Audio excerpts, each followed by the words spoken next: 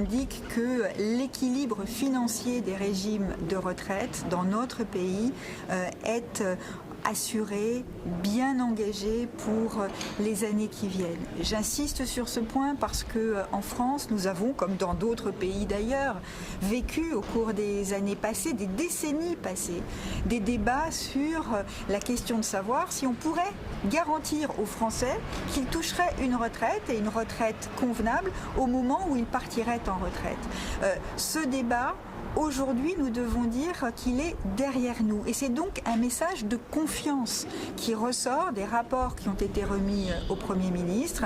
L'équilibre financier des régimes de retraite est bien installé et bien assuré. Le deuxième message qui a été porté par ceux qui ont présenté les rapports, c'est que ce qu'on appelle l'égalité, la justice entre les différentes catégories de Français, l'équité entre les Français a très considérablement progressé. Que l'on prenne la comparaison entre les salariés du privé et les fonctionnaires, par exemple, que l'on prenne la comparaison entre les femmes et les hommes, des progrès très considérables ont été réalisés grâce aux réformes qui ont été portées et en particulier, sur ce dernier point, la réforme de 2014. Donc le message qui a été transmis aujourd'hui, c'est un message de confiance. Moi, j'ai parfaitement de confiance.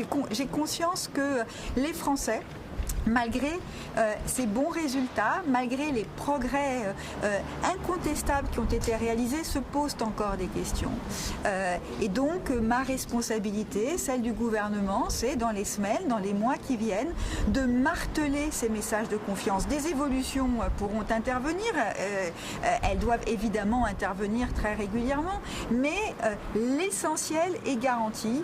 Les Français peuvent compter sur l'avenir des régimes de retraite pour eux-mêmes, pour leurs proches, pour leur famille. Et donc je dis à ceux qui veulent distiller de mauvaises nouvelles, ceux qui veulent jouer sur les inquiétudes, ceux qui dans la perspective des élections à venir veulent se faire les messagers de l'anxiété, qu'ils ont tort. Parce que la question de l'âge du départ en retraite n'a plus aujourd'hui de raison d'être posée pour des raisons financières. Que certains veuillent dire dans le débat politique, il faut partir à la retraite plus tard, ils doivent assumer ce choix, ça n'est pas celui du gouvernement, ils doivent assumer ce choix, mais ce choix ne s'impose pas pour des raisons financières. Et donc, j'appelle à ce que dans l'intérêt des Français, les débats politiques qui vont avoir lieu soient maîtrisés et respectueux.